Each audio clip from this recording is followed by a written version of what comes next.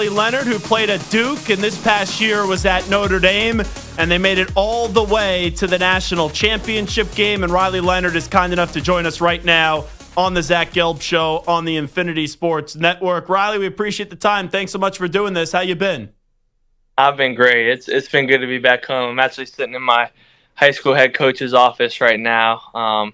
It's great, man. It's been a cool process for me. I'm really trying to enjoy it, even though it's a pretty long one for sure. You know, that's so neat. So we're 2 days away from the first round of the NFL draft. You're waiting to hear when your name's going to be called and when that's all going to go down. And you go home, right? You want to be with friends and family, and you go back to your high school. That's pretty neat to be able to reflect on everything right there probably today, right?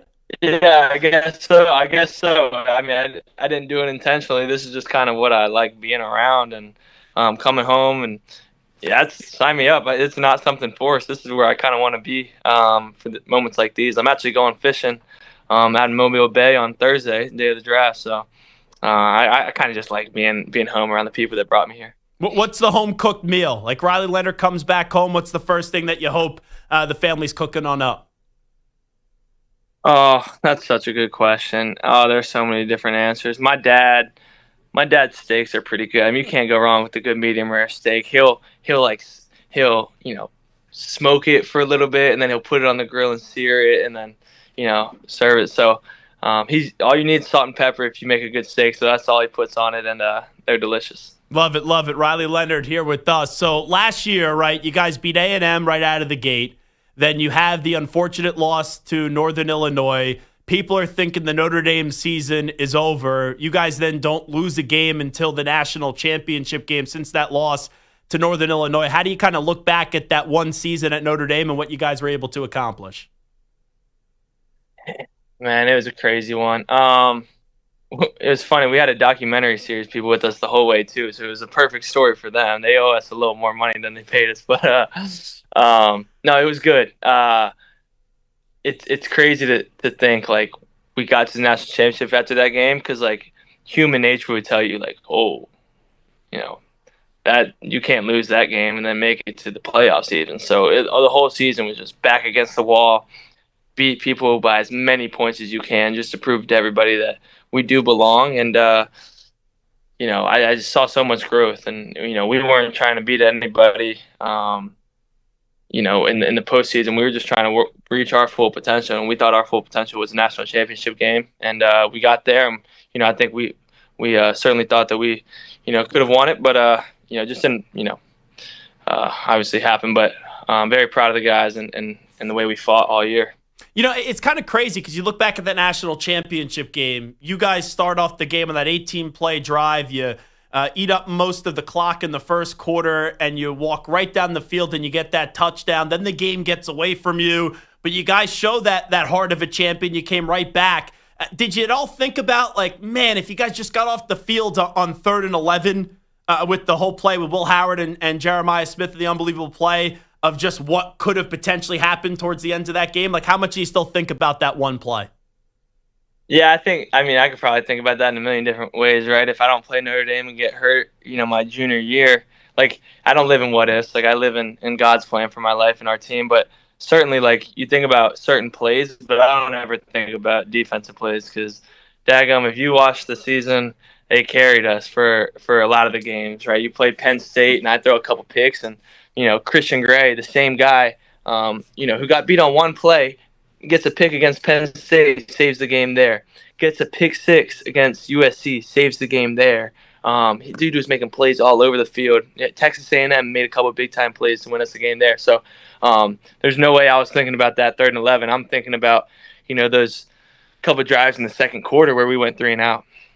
Riley Leonard here with us. So we talked about the Northern Illinois game. That could have broke your team. Clearly it didn't. You guys dug a little bit deeper, and like we said, you made it all the way to the national championship game. Why did that Northern Illinois game? Why didn't you let that define your guys' season? Because that obviously had the ability to break a team and derail what you guys wanted to accomplish. Yeah, I mean, it could have been really easy. Could have been real easy to just give up on the thing after that game. And, I think a lot of programs that happens, and it does. But I think the reason we stuck with it is literally because of the top down had the best attitude towards the things instead of the bottom up. For example, I went into, I talk about it all the time, but I went into Freeman's office on that Sunday after the game, and like he was in his best mood that I've ever seen him in. And like he obviously, felt terrible. He felt the same way I did, but like he wouldn't let me see it. So he threw me some candy, had his feet up on the couch. He was just chilling. And we meet every Sunday, and that kind of just took my attitude, and I brought that to the locker room. And if everybody saw me in a good mood and how I responded, they responded. But like the secret is, like, there's no secret. You're not going to be able to, get past that one. Like, okay, guys, on to the next. Like, that week sucked. The next few weeks sucked. Every week going into a game kind of sucked, just because you're thinking, dang, hopefully that one loss doesn't hurt us. And, unfortunately it didn't. But, yeah, it would have. I mean, it wasn't all sunshine and rainbows, but we tried to fake it and act like it was. Just wondering, with your relationship with Coach Marcus Freeman, as Riley Leonard is here with us, and you only got to spend a year with him being your college coach. What did you expect going in out of Coach Marcus Freeman, and did it all exceed your expectations? Just wondering. So, like, when you see him on the news or, like, on the media and stuff like that, you probably see him as, like, you might see him as, like, this public figure, and, like, he's, got his own brand. But when you go into the place, he's, like, just an extension of the team. Like, he's always around. He's just always there greeting everybody, knows all the janitors' names. Unreal person. I learned so much from his character because I was just so close to him. And a lot of, you could probably assume that a guy, like, we'll go out. If we go out to eat or something, everybody recognizes him and wants a picture with him. And I'm like, I'm the quarterback. But he's just so humble. And, it was great playing for him. So he exceeded all expectations that I had. I mean, how could any recruit not want to play for him? How do you kind of look back at the college experience? Because you're in that new NIL transfer portal era. You had a good run at Duke.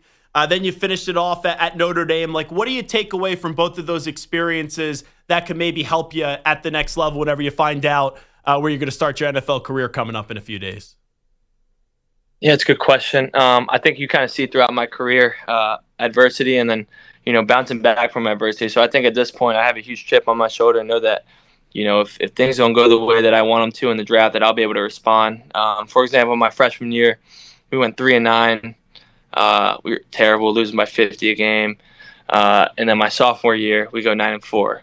My junior year, we are undefeated, play Notre Dame, get injured. I'm out the rest of the season. Go to Notre Dame, obviously NIU, respond from that. Like, it's just constant response from me. And I think I'm at the point where I don't really care, what people think of me on the field.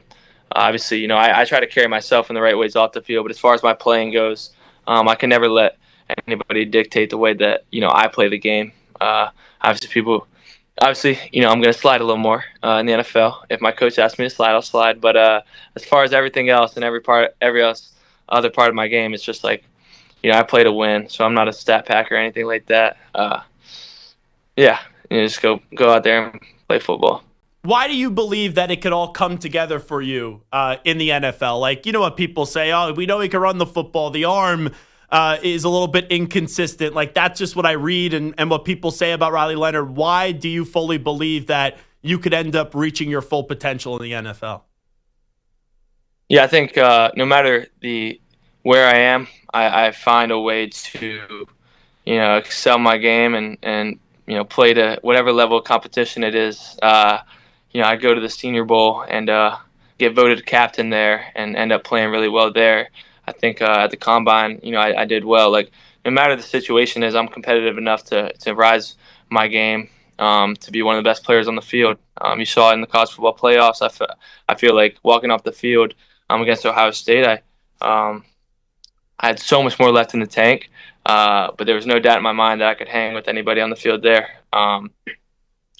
And then, I think mentally I just, not to brag, but I think I have a lot of the intangibles, decision-making on and off the field, and the way that I carry myself in a professional manner really complements the NFL style of, being a quarterback. Do you feel like you're the best quarterback in this draft class? Just wondering. Of course, I have a lot of confidence in myself, and yes, but obviously I understand why anybody else wouldn't think that. But I'm just excited to get into mini camp and hopefully be on a team with a great quarterback that I can compete with and kind of showcase my full potential. Because I feel like I'm nowhere near that yet, and yeah. Riley Leonard at his full potential. What is it? Like if I'm an NFL GM and I'm saying how you see your career going, if everything that you think you could accomplish you do, how are we talking about Riley Leonard? I don't I don't know. I think you saw it in college, competing for a national championship game after being a no-star recruit and never taking a visit anywhere in high school. Really just a basketball player in high school, and then ended up playing the national championship game. So all I can kind of prove to you so far is what I've done in the past, but hopefully in the future I'll be able to prove a lot of people wrong again. It seems like, I know you got to block some of it out, but it seems like you really thrive when people doubt you. Is that fair to say? I would absolutely agree with that. Yes, sir. All right, Riley Leonard, before we let you run, just getting back to Notre Dame. I know you're close to Steve Angeli. He's leaving the program, going into the transfer portal. Just how did you react to that the other day when that news came out? Yeah, I'm always just looking for guys to touch the field. Those three guys, like all three of them, could easily be the starting quarterback at Notre Dame. And with Steve leaving, I'm like, okay, at least two of them are going to be starting and playing football. Like they're I'm telling you, they're gonna ball out. Steve's gonna ball out. I gave him a call a couple days ago and texted him again this morning. I'm really excited to see where he lands. But yeah, it was a little bit of a shocker, right? He'd been there for a while. The fans love him. Shoot, the fans love him when I was a starting quarterback. You know what I mean? But shoot, anywhere he goes, everybody's gonna fall in love with Steve. He's just he's a very honest guy, and peanut butter jelly time wherever he lands, for sure. CJ Carr, just being around him, what do you think he could do at Notre Dame? Because that's where a lot of the expectation and buzz is at right now. Yeah, I think obviously CJ has if there's a 2-inch window, he's gonna, not only can he make that throw, like he knows he can make that throw.